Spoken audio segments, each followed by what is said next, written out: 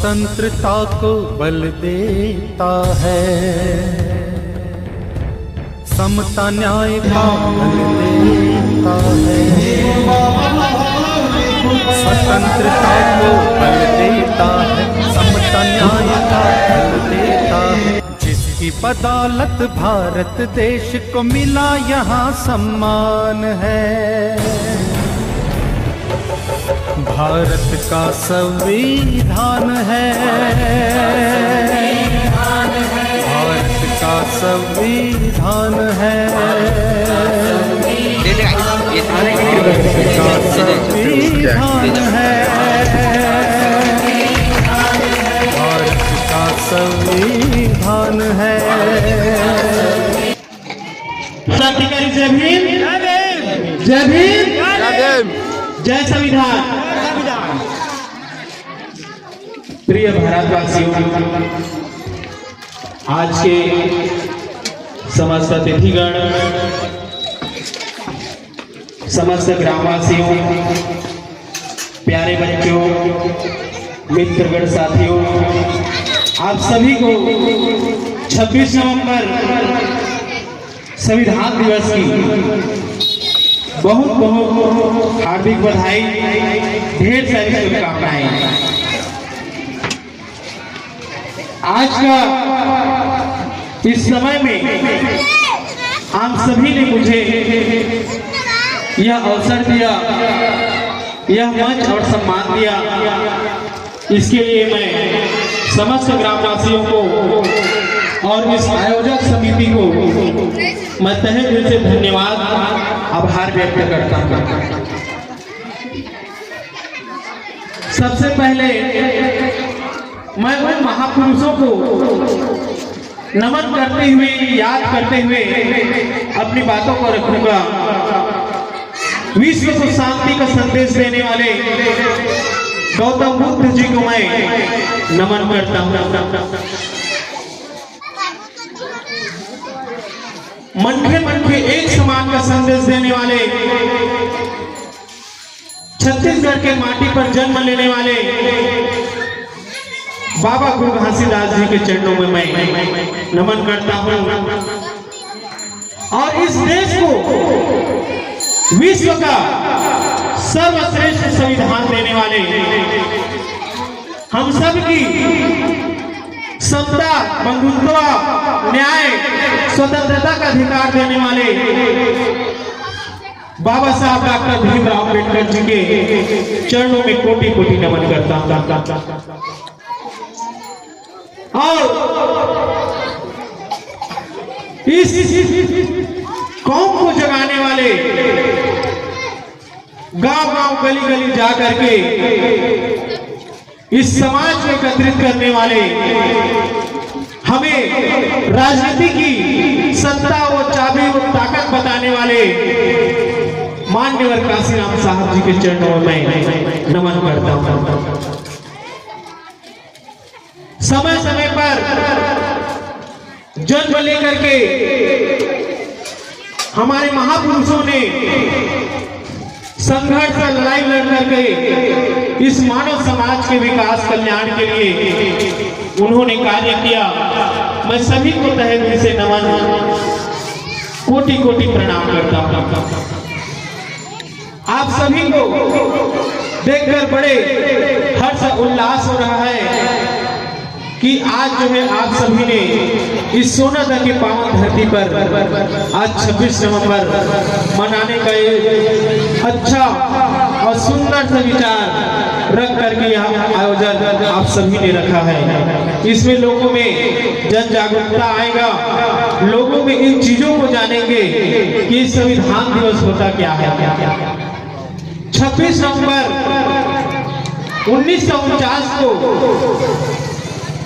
इस भारतवर्ष को बाबा साहब डॉक्टर भीमराव अम्बेडकर जी ने 2 वर्ष 11 महीना 18 दिन में संविधान लिख करके प्रस्तुत किया था संविधान सभा के समक्ष। तब जाकर के 26 जनवरी 1950 को यह पूरे भारतवर्ष में लागू किया गया। यह जो है संविधान विश्व का सबसे बड़ा संविधान लिखित रूप में है, जिसका सम्मान भारत देश ही नहीं पूरे विश्व के लोग इसको मानते हैं और नमन करते हैं। आज का दिन हमारे लिए बड़े ही हर्ष की बात है। इस संविधान में हमें अधिकार और अपने कर्तव्यों को जानने के लिए, ये जो मेरे हाथों में है भारत का संविधान, इसमें अधिकार अपने कर्तव्य को जानने के लिए इसमें दिया गया है। ये संविधान हमें बताता है समानता, स्वतंत्रता और न्याय। ये भारत का संविधान ही हमें सिखाता है। जब से भारत का संविधान इस भारतवर्ष में लागू हुआ है, तब से हम स्वतंत्र रूप से जीना सीखे हैं, स्वतंत्र रूप से इस देश में अपनी बात को रखना सीखे हैं, अपनी व्यवसाय करना सीखे हैं, शिक्षा के क्षेत्र में पढ़ना सीखे हैं। कि भारत का संविधान को हम सबको जानना है और ये भारत का संविधान की जो पुस्तक है अपने घरों में लाना है।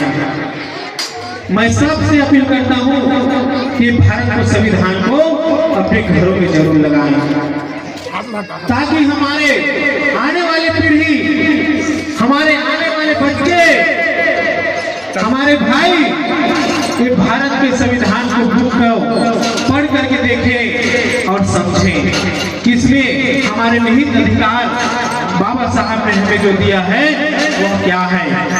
बाबा साहब ने कहा था कि मैं जिंदा रहूंगा भारत के संविधान में, मैं अपनी इस कारवा को यहाँ तक लेकर के आया हूँ, इसे कभी मरने नहीं देना, कभी पीछे हटने नहीं देना। एक कंधा में मजबूती के साथ उन्होंने यहाँ तक लेकर के आया। और संविधान है जो हमें मानव बनने का जो है हमें अधिकार देता है। हम सबको जो है इनका सम्मान करना चाहिए, इनको मानना चाहिए और इनके बताए हुए जो मार्ग है उस पर चलना चाहिए। आज शिक्षा जो है लोग जो है इसको कमजोर करने का प्रयास कर रहे हैं। क्यों कर रहे हैं? क्योंकि हमेशा से सदियों से शोषित समाज आज पढ़ लिख करके आगे बढ़ रहा है। आज पुस्तक जो है घाट में सड़क के किनारे बिक रहा है और जूता जो है कांच के सेल पर लग रहा है। आज जो है स्थिति ऐसी आ गई है जिसे हमें समझने की जरूरत है। शिक्षा ही हमें सवाल करने का ज्ञान देता है, चाहे वो एसपी, डीएसपी, कलेक्टर, चाहे विधायक रहे, चाहे सरपंच के खिलाफ में रहे, अगर सवाल और जवाब करने का अधिकार देता है तो शिक्षा से ही हम सवाल और जवाब कर पाते हैं। भले एक रोटी कम खाओ लेकिन अपने बच्चों को जरूर पढ़ाओ। शिक्षित होंगे तो हमारा विकास होगा, हम आगे बढ़ पाएंगे। और दूसरा है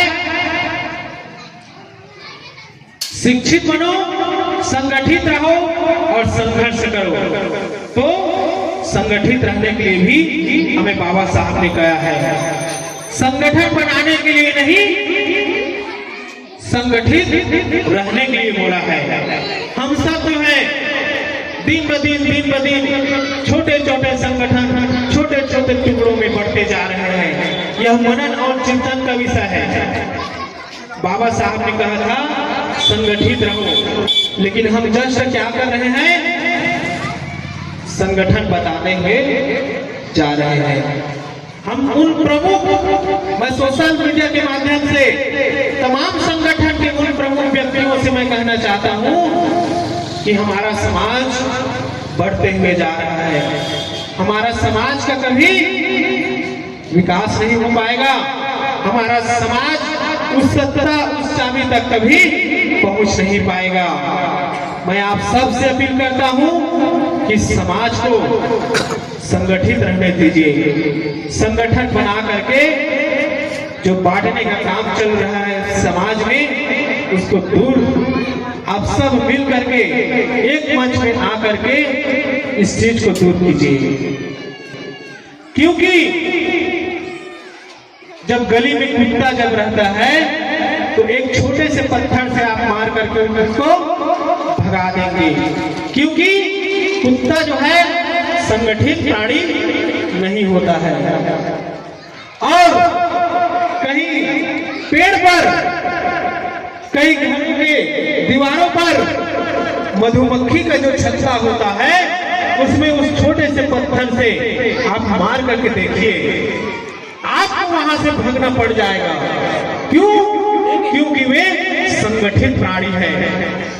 भले एक मक्खी के समान है, एक छोटे से बच्चा उसको अपने पैरों तले मसल देगा, लेकिन जब वो संगठित हो जाता है और वो आक्रमण करने के लिए जब आएगा आपके पास में, तो ना वहां पर पिस्तौल काम आएगा, ना तलवार काम आएगा, ना लाठी और डंडा। तो जो है संगठित रह करके एक संगठित प्राणी की तरह संगठन में ताकत है, एकता है, बड़े से बड़ा कार्य जो है संगठन के द्वारा किया जा सकता है।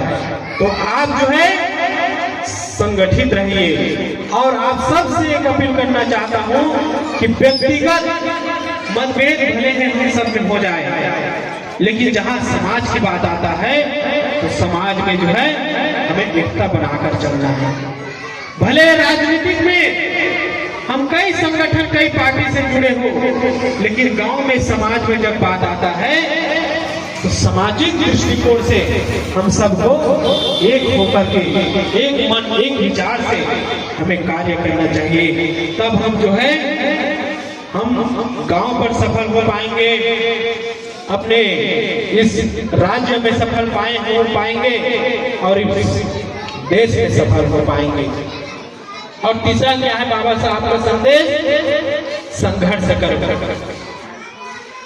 बाबा साहब ने एक चीज और कहा था कि पहला पीढ़ी जो है मारे और काटे जाएंगे, दूसरा पीढ़ी जो है जेल जाएंगे और तीसरा पीढ़ी राज करेंगे। ते जो चल रहा है दूसरा पीढ़ी है। हमारे लोगों को झूठे मुकदमे में आज जेल भेजा जा रहा है। यह समाज संगठित होकर के एकत्रित होकर के बाबा गुरु घासीदास के उस मान और सम्मान के लिए बलौदा बाजार में अपनी बातों को अपनी मांगों को रखने के लिए पहुंचे हुए थे, लेकिन तथाकथित लोगों के द्वारा इस समाज को एकत्रित देख करके इस समाज को तोड़ने के लिए वहां उपद्रव मचा करके असामाजिक तत्वों के द्वारा वहां तोड़ फोड़ आगजनी करके सभी जो चीजों को हमारे समाजों के लोगों के ऊपर लगा करके जो है जेल भेजने का कार्य किया। गाजर मूली की तरह काटा था।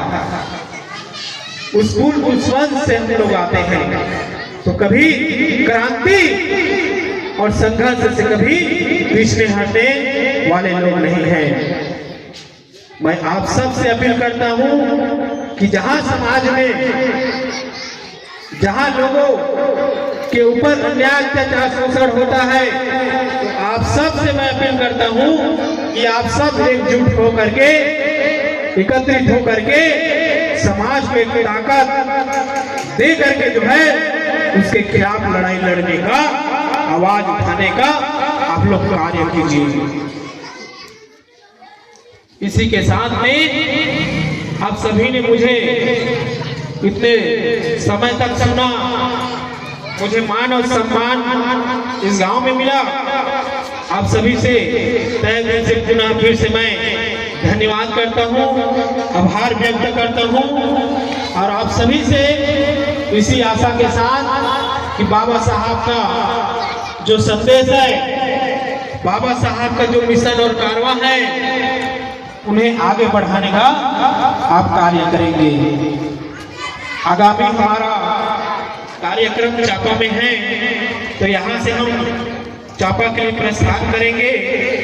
तो इसी के साथ में, इसी आस्था के साथ में और फिर से पुनः आप सभी को 26 नवंबर संविधान दिवस की आप सभी को ढेर सारी शुभकामनाएं, आप सभी को बधाई।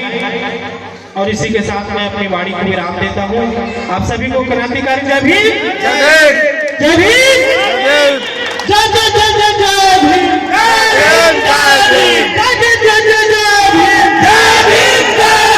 बाबा साहब अमर रहे, बाबा साहब अमर रहे, बाबा गुरु घासीदास अमर रहे, बाबा गुरु घासीदास अमर रहे, संविधान दिवस अमर रहे, संविधान दिवस अमर रहे। जय भीम, जय श्रीराम। धन्यवाद माननीय जिलाध्यक्ष कलेश्वर टोटे जी, आपने सभा का भाव रखते हुए आप हमारे गांव में आए और गांव वासियों को अपने विचारों के माध्यम से बहुत सुंदर